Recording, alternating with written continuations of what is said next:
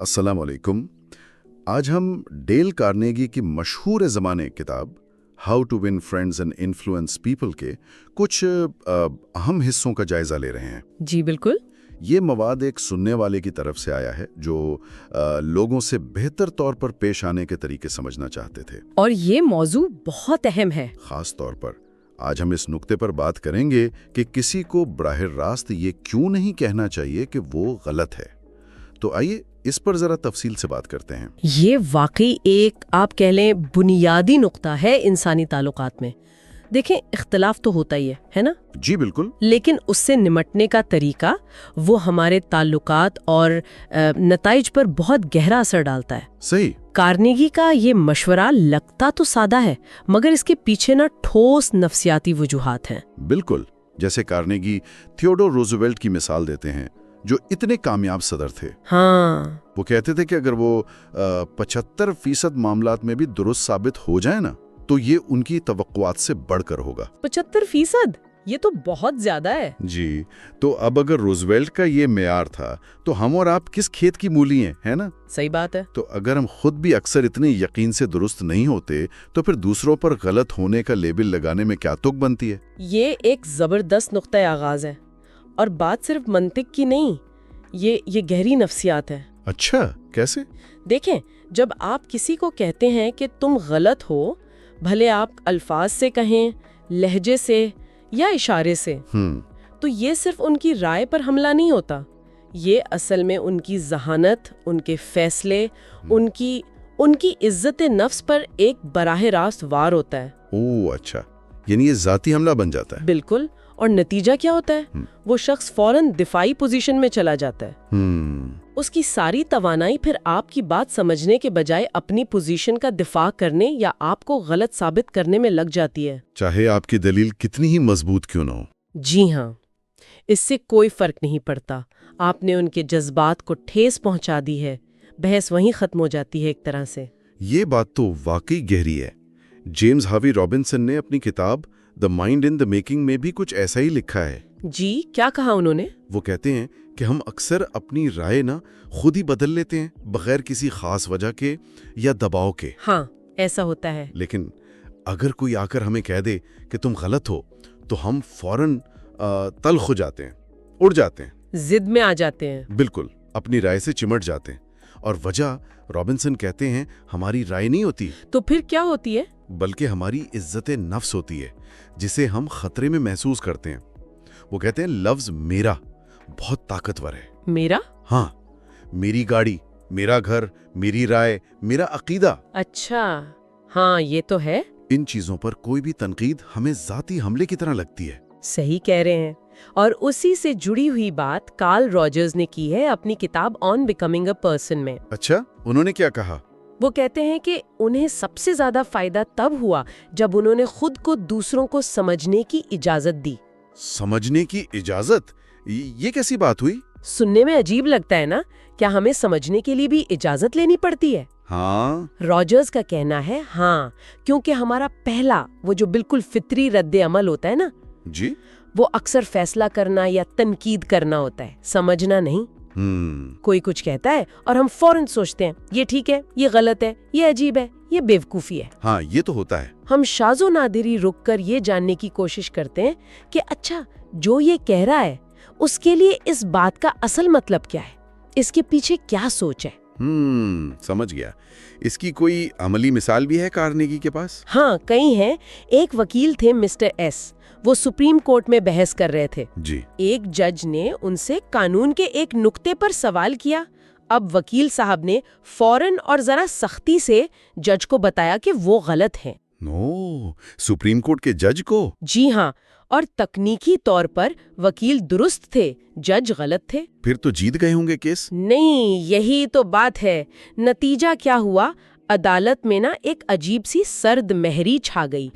وکیل اپنا مقدمہ جیت نہیں سکے، باوجود اس کے کہ قانون ان کے حق میں تھا۔ کیوں؟ کیونکہ انہوں نے ایک معزز پڑھے لکھے شخص کو سرے عام براہ راست غلط کہہ کر ماحول خراب کر دیا تھا، اپنا ہی نقصان کر لیا۔ یعنی صرف درست ہونا کافی نہیں ہے، انداز بھی اہمیت رکھتا ہے۔ بہت زیادہ، یہ ایک بہت اہم سبق ہے۔ درست ہوتے ہوئے بھی اگر آپ کا انداز دوسرے کو نیچا دکھانے والے ہیں نا، تو آپ قائل کرنے کی صلاحیت کھو دیتے ہیں۔ ایک اور مثال تھی وہ پردوں والی۔ ہاں، وہ چھوٹی سی ذاتی مثال کارنیگی کے گھر کے پردوں کی۔ ایک دوست نے آ کے کہا کہ بھئی یہ پردے تو بہت مہنگے خرید لیے، تمہیں تو ٹھگ لیا گیا۔ تو کارنیگی کا کیا رد عمل تھا؟ فوراً دفاع کرنے لگے، نہیں یہ کپڑا ایسا ہے، ڈیزائن ویسا ہے، مہنگے کی یہ وجہ ہے۔ ہاں، یہ تو بہت فطری رد عمل ہے۔ بالکل۔ لیکن پھر ایک اور دوست آئیں، انہوں نے پردوں کی تعریف کی، کہا واہ کتنے خوبصورت ہے، کاش میں بھی ایسے خرید سکتی۔ اچھا، اب کارنیگی کا رد عمل بالکل الٹ تھا۔ وہ کیا؟ انہوں نے خود ہی مان لیا کہ ہاں بھئی واقعی مہنگے ہیں، اور سچ کہوں تو مجھے بھی افسوس ہے کہ اتنی جلدی میں خرید لیے۔ کمال ہے، مطلب جب تنقید نہیں ہوئی تو خود ہی غلطی مان لی۔ جی ہاں، یہی انسانی فطرت ہے۔ جب ہم پر حملہ نہیں ہوتا تو ہم اپنی کمزوری یا غلطی تسلیم کرنے پر زیادہ تیار ہوتے ہیں۔ نرمی سے بات منوائی جا سکتی ہے۔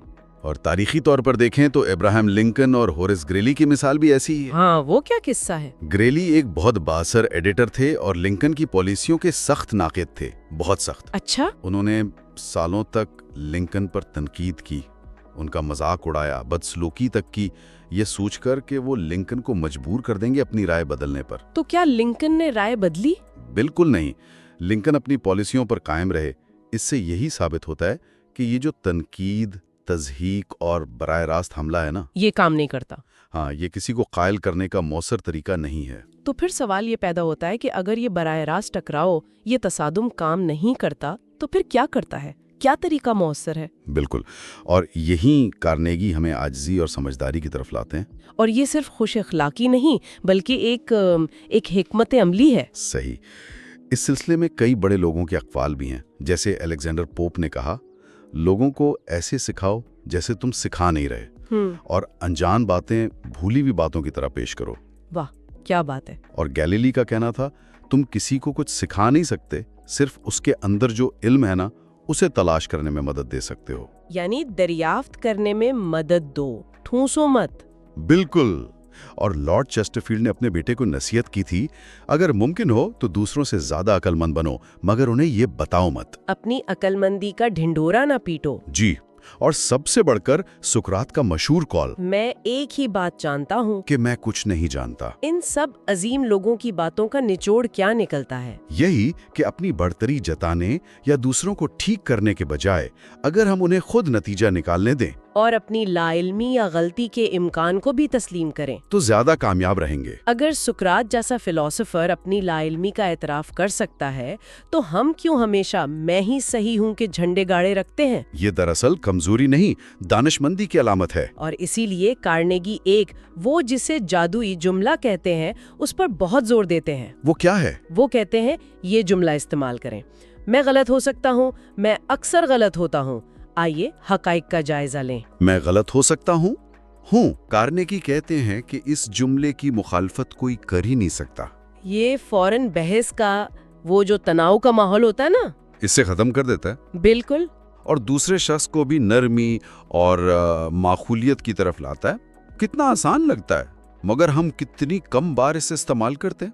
اور یہ کام کیوں کرتا ہے؟ کیونکہ یہ تصادم کی فضا کو ختم کر کے تعاون کی فضا بناتا ہے۔ اچھا، جب آپ خود مان لیتے ہیں کہ بھائی ہو سکتا ہے میں غلط ہوں، تو آپ دوسرے شخص کو بھی موقع دیتے ہیں کہ وہ اپنی انا کو ٹھیس پہنچائے بغیر اپنی ممکنہ غلطی پر غور کرے۔ گویا آپ انہیں ایک سیف ایگزٹ دے رہے ہیں۔ بالکل، اور مزے کی بات یہ ہے کہ یہ تسلیم کرنے سے آپ کبھی مشکل میں نہیں پڑیں گے، الٹا فائدہ ہی ہوگا۔ اس کی سب سے شاندار مثال تو خود بینجامن فرینکلن کی زندگی میں تبدیلی ہے۔ اچھا، وہ کیسے؟ جوانی میں وہ بہت بحث کرنے والے تھے، اپنی رائے پر اڑ جانے والے، بہت زیادہ۔ تو ایک ان کے پرانے سمجھدار کویکر دوست نے انہیں صاف صاف کہہ دیا۔ کیا کہا؟ کہا، بینجامن، تم ناقابل برداشت ہوتے جا رہے ہو، تمہاری رائے دوسروں کے لیے تماچے کی طرح ہوتی ہے، تم اتنے عالم فاضل بنتے ہو کہ کوئی تمہیں کچھ بتا ہی نہیں سکتا۔ سچ تو یہ ہے کہ تمہارے دوست تمہاری غیر موجودگی میں زیادہ خوش رہتے ہیں۔ اوہ، یہ تو بہت ہی سخت اور بہت بے لاگ تنقید تھی۔ بہت سخت، لیکن فرینکلن کا رد عمل کیا تھا؟ ہاں، یہ اہم ہے۔ یہی تو ان کی عظمت تھی، انہوں نے غصہ نہیں کیا، برا نہیں مانا، بلکہ اس تنقید کو سنجیدگی سے لیا، مانا کہ یہ سچ ہے، کمال ہے۔ اور فوراً اپنی عاداتیں بدلنے کا فیصلہ کیا۔ انہوں نے کچھ اصول بنا لیے اپنے لیے۔ کیا اصول؟ پہلا، دوسروں کی رائے کی براہ راست تردید کبھی نہیں کرنی۔ دوسرا، اپنی بات پر زور دینے والے الفاظ جیسے یقیناً، بلا شبہ، یہ استعمال کرنا چھوڑ دیے۔ ان کی جگہ پھر کیا استعمال کیا؟ نرم الفاظ جیسے میرا خیال ہے، میں سمجھتا ہوں، مجھے ایسا لگتا ہے کہ۔ اچھا، انداز بدل لیا۔ جی، اور اگر کوئی ایسی بات کہتا جو انہیں غلط لگتی تو وہ فوراً اس کی خامی نہیں نکالتے تھے، بلکہ کہتے تھے کہ ہاں، کچھ حالات میں آپ کی بات درست ہو سکتی ہے، لیکن موجودہ معاملے میں شاید صورتحال کچھ مختلف ہے۔ یعنی دوسرے کی بات کو یکسر رد نہیں کیا، بلکہ ایک امکان ظاہر کیا۔ بالکل۔ اب اس تبدیلی کا اثر کیا ہوا؟ ہاں، یہ جاننا ہے۔ فرینکلن خود لکھتے ہیں کہ ان کی گفتگو زیادہ خوشگوار ہو گئی، لوگ ان کی رائے زیادہ آسانی سے سننے لگے، قبول کرنے لگے، مخالفت کم ہو گئی۔ اگر وہ کبھی غلط ہوتے تو انہیں شرمندگی کم ہوتی، اور اگر وہ صحیح ہوتے تو دوسروں کو اپنی غلطی تسلیم کر کے ان سے متفق ہونے پر آمادہ کرنا زیادہ آسان ہو گیا۔ زبردست۔ وہ کہتے ہیں کہ اسی عادت کی وجہ سے، حالانکہ وہ کوئی بہت اچھے مقرر نہیں تھے، تقریر اچھی نہیں کرتے تھے، لیکن انہوں نے عوامی معاملات میں غیر معمولی اثر و رسوخ حاصل کیا۔ یہ واقعی ایک لاجواب کہانی ہے، اور یہ صرف الفاظ بدلنے کی بات نہیں تھی، ہے نا؟ نہیں، بالکل نہیں۔ یہ رویے اور سوچ میں تبدیلی تھی، یہ عاجزی، یہ دوسروں کے لیے احترام کا عملی مظاہرہ تھا جس نے انہیں اتنا کامیاب بنایا۔ اور یہی اصول، یہ رویہ کاروبار کی دنیا میں بھی اتنا ہی کارگر ہے۔ کارنیگی نے کئی مثالیں دی ہیں۔ جی، جیسے کہ؟ ایک ڈاج ڈیلر تھے، ہیرالڈ رنکے۔ وہ بتاتے ہیں کہ پہلے جب کوئی گاہک شکایت لے کر آتا تھا تو ان کا رویہ بہت سخت ہوتا تھا۔ وہ الجھ پڑتے تھے، بحث کرتے تھے۔ تو نتیجہ کیا نکلتا تھا؟ نتیجہ، ناراض گاہک، کاروبار کا نقصان اور ذہنی تناؤ۔ پھر انہوں نے رویہ بدلا۔ کیا کیا انہوں نے؟ وہ گاہک کو بٹھا کر کہتے، دیکھیں جی، ہماری ڈیلرشپ سے بہت غلطیاں ہوتی ہیں، مجھے خود اس پر شرمندگی ہے۔ ہو سکتا ہے آپ کے معاملے میں بھی ہم سے کوئی غلطی ہوئی ہو، آپ مجھے تفصیل سے بتائیں کیا مسئلہ ہے۔ انداز بدلنے سے یقیناً فرق پڑا ہوگا۔ بہت زیادہ۔ وہ کہتے ہیں گاہک کا غصہ فوراً ٹھنڈا ہو جاتا، وہ زیادہ معقولیت سے بات کرتا، اور اکثر مسئلہ خوش اسلوبی سے حل ہو جاتا۔ تعلقات بھی بہتر ہوئے ہوں گے۔ بالکل، بلکہ کئی گاہک ان کے اس نئے رویے سے اتنے متاثر ہوئے کہ انہوں نے اپنے دوستوں کو بھی گاڑیاں خریدنے کے لیے ان کے پاس بھیجا۔ واہ، یعنی نقصان فائدے میں بدل گیا۔ جی، اسی طرح ایک فیکٹری سپروائزر تھیں کیتھرین آلریڈ۔ وہ اپنا ایک نیا سسٹم مینجمنٹ کو منظور کروانا چاہتی تھیں۔ اچھا۔ جب تک وہ یہ ثابت کرنے کی کوشش کرتی رہیں کہ مینجمنٹ غلط ہے اور ان کا سسٹم صحیح ہے، وہ ناکام رہیں۔ پھر کیا کیا؟ پھر انہوں نے حکمت عملی بدلی۔ انہوں نے مینجمنٹ کے پاس جا کر ان سے ان کے مسائل پوچھے، ان کی رائے لی کہ انہیں کیا مشکلات پیش آ رہی ہیں۔ یعنی ان کو شامل کیا؟ ہاں، اور پھر آہستہ آہستہ اپنی تجویز پیش کی، اور انہیں یہ محسوس کروایا کہ یہ سسٹم دراصل انہی کے مسائل کا حل ہے، یہ ان کا آئیڈیا ہے۔ تو نتیجہ؟ نتیجہ یہ کہ وہی سسٹم فوراً اور بڑے جوش و خروش سے قبول کر لیا گیا۔ زبردست، یعنی ملکیت کا احساس دلایا۔ ایک اور مثال آر وی کراؤلی کی ہے، جو لکڑی بیچتے تھے۔ وہ پہلے ہمیشہ لمبر انسپیکٹرز سے بحث کرتے تھے کہ آپ غلط کہہ رہے ہیں، میری لکڑی ٹھیک ہے۔ تو بحث جیت جاتے ہوں گے؟ ہاں، بحث شاید جیت جاتے ہوں، لیکن کاروبار ہار جاتے۔ انسپیکٹر ضد میں آ کر زیادہ لکڑی مسترد کر دیتا۔ اچھا، تو پھر انہوں نے کیا طریقہ بدلا؟ ایک بار ایک انسپیکٹر نے ان کی لکڑی کا بڑا حصہ مسترد کر دیا۔ کراؤلی نے اس بار بحث نہیں کی، بلکہ انسپیکٹر سے دوستانہ انداز میں سوالات پوچھنا شروع کیے کہ وہ کیوں مسترد کر رہے ہیں، ان کی ضروریات کیا ہیں، وہ کس قسم کی لکڑی ڈھونڈ رہے ہیں۔ انہوں نے انسپیکٹر کی مہارت کا اعتراف کیا، ان کے فیصلے پر براہ راست اعتراض نہیں کیا۔ یعنی تصادم سے گریز کیا اور سمجھنے کی کوشش کی؟ بالکل۔ نتیجہ یہ نکلا کہ انسپیکٹر کا رویہ نرم پڑ گیا۔ اس نے خود محسوس کیا کہ شاید وہ واقعی کچھ زیادہ سختی کر رہا تھا، یا اسے اصل میں دوسری قسم کی لکڑی میں زیادہ دلچسپی تھی۔ تو آخر میں کیا ہوا؟ آخر میں اس نے تقریباً ساری لکڑی قبول کر لی۔ کراؤلی کہتے ہیں کہ صرف دوسرے کو غلط کہنے سے گریز کرنے اور تھوڑی سی حکمت عملی سے ان کی کمپنی نے کافی رقم بچائی اور ایک اچھا کاروباری تعلق بھی قائم رکھا۔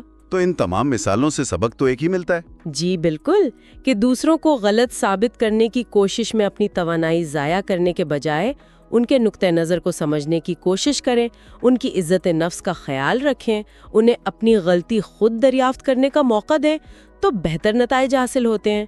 یہ صرف اخلاقی طور پر درست نہیں، عملی طور پر بھی زیادہ مؤثر ہے۔ یہ بات مارٹن لوتھر کنگ جونیئر کے ایک قول سے بھی ظاہر ہوتی ہے۔ ان سے پوچھا گیا کہ وہ ایک فوجی جنرل چیپی جیمز، جن سے ان کے شدید نظریاتی اختلافات تھے، ان کی تعریف کیوں کر رہے ہیں؟ تو انہوں نے کیا جواب دیا؟